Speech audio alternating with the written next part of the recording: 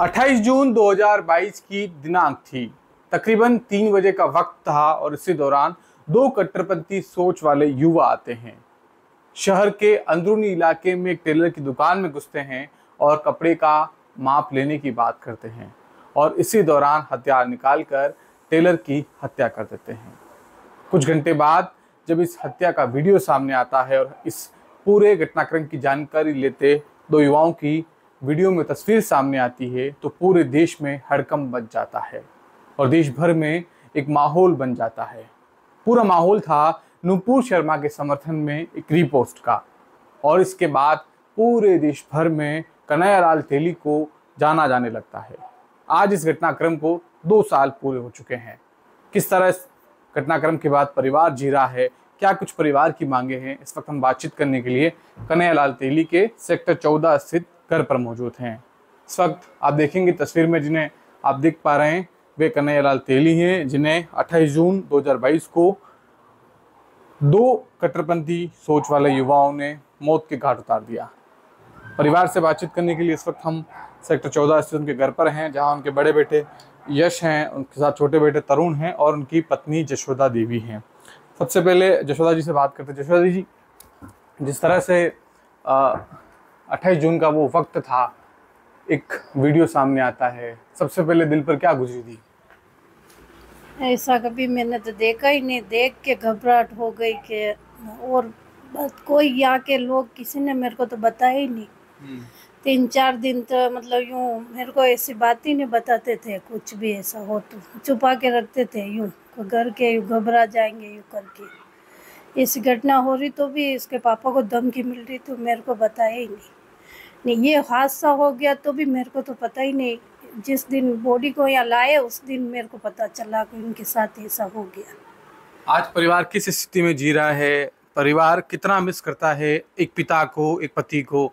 आप कैसे महसूस करती हैं आज भी उनको? महसूस तो देखो, मैं पापा का प्यार तो इन बच्चे को मैं नहीं दे सकती हूँ, माँ का प्यार फिर भी दे सकती हूँ और जैसा वो चाहते थे वैसा मेरे से अभी आज दिन तक 2 साल हो गए पर मेरे से होता ही नहीं है। तो पापा की ख्वाहिश तो मैं पूरी नहीं कर सकती।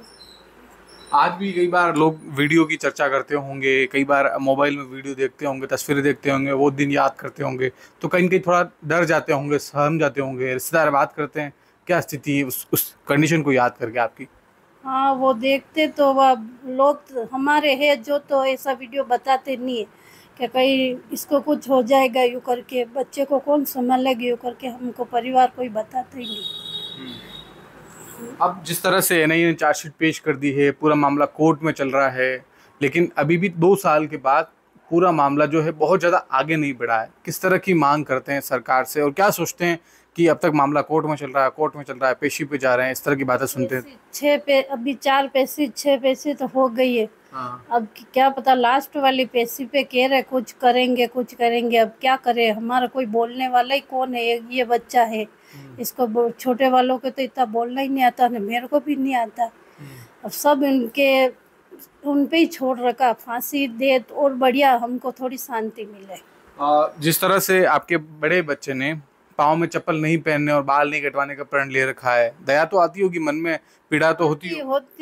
एक दिन हम हॉस्पिटल गए, उसके मामा बीमार थे तो उसके पैर इतने जल रहे थे तो मेरी आत्मा इतनी जल रही, क्या करूँ अब इसको। मैंने बोला तो मोजे डाल दे पैर में, तो नहीं डालूंगा मैं मोजे, जलने दो, पैर जलने दो। अब इसको कितनी परेशानी हो रही, मेरे को भी तो लग रही है बच्चे को कितनी परेशानी होती है। तो इस वक्त हमारे साथ बातचीत करने के लिए यश के बड़े बेटे हैं यश, जिन्होंने 2 साल पहले यानी पिता, जब तक आरोपियों को सजा नहीं मिल जाती, पिता को न्याय नहीं मिल जाता, ना तो अस्थि विसर्जन करने का फैसला लिया है, इसके साथ ही चप्पल और बाल नहीं कटवाने का भी उन्होंने प्रण ले रखा है। यश, कहीं न कहीं 2 साल बीत चुके हैं, अब बाल भी काफ़ी बड़े हो चुके हैं, अब लगता होगा कि प्रण तो बड़ा ले लिया, क्योंकि इसमें हो सकता है बरस लग जाए, कुछ वक्त लग जाए, लंबा वक्त लग जाए, तो कहीं न कहीं तकलीफ तो देने लगे होंगे। हाँ, मतलब बिल्कुल उस समय मतलब जब ये हुआ था इंसिडेंट तो नहीं सोचा था कि मतलब इतनी सारी प्रॉब्लम्स को भी फेस करना पड़ेगा। बट अब जैसे जैसे टाइम गुजरता जा रहा है तो कुछ समस्याएं भी आ रही है।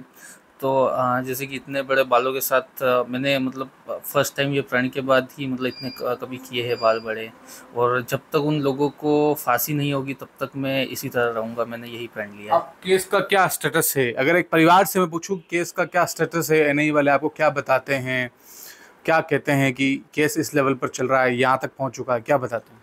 देखिए ऐसा है कि केस में तो जो मेरे बयान होने थे ना वो भी अभी लास्ट मंथ इसी मंथ 6 तारीख को हुए हैं, और अब नेक्स्ट मेरे को जब क्रॉस की डेट मिलेगी तो उसमें जाना है।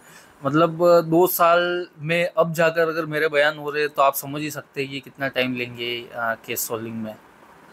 एनआईए ने चार्जशीट पेश करी, 11 लोगों को मुलजिम बनाया, 9 लोग पकड़े जाते हैं, एक आदमी की जमानत हो जाती है।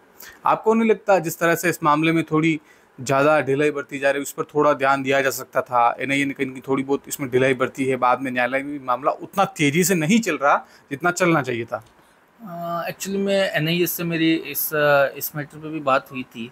तो जिस आदमी को छोड़ा गया था, मतलब जिसकी जमानत हुई थी, उसको फिर से कोर्ट ने, हाँ फरहान उर्फ बबला नाम है, उसको कोर्ट ने फिर से मतलब उस सेम सज़ा में घोषित करते हुए उसको फिर से पकड़ने का आदेश दे दिया था। तो उसको फिर से मतलब अभी भी केस में 9 ही अपराधी है और 2 पाकिस्तानी अपराधी है बस। पाकिस्तानी अपराधी तो पकड़े नहीं गए, मगर जो मूल 2 अपराधी हैं जिन्होंने पिता की हत्या करी, जिन्होंने वार किया, हादसे की जिम्मेदारी ली, लाइव वीडियो बनाया, वो 2 लोग अजमेर वाली हाई सिक्योरिटी जेल में बंद हैं। मगर परिवार पर आज क्या बीत रही है? परिवार किस स्थिति में है? क्योंकि दोनों बच्चों को सरकार ने नौकरी दे दी, आर्थिक रूप से संबल देने की कोशिश करी, आर्थिक मदद भी हुई, मगर परिवार आज क्या चाहता है? देखिए हम जैसे जैसे दिन गुजरते जा रहे हैं हम हर दिन यही दुआ करते हैं, मतलब यही सोचते हैं कि इन लोगों को कब सज़ा मिलेगी और हम कब हमारे रुके हुए काम कर सकेंगे।